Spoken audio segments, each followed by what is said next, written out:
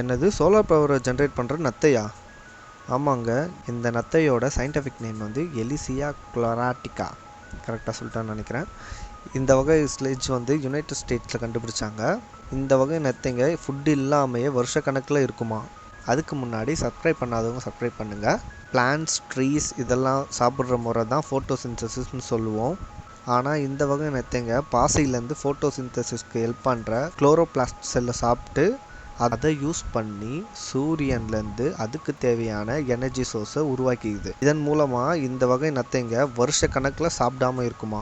இந்த ப்ராசஸ் எப்படி பண்ணுதுன்னு சயின்டிஸ்டே குழம்பி போயிருக்காங்க.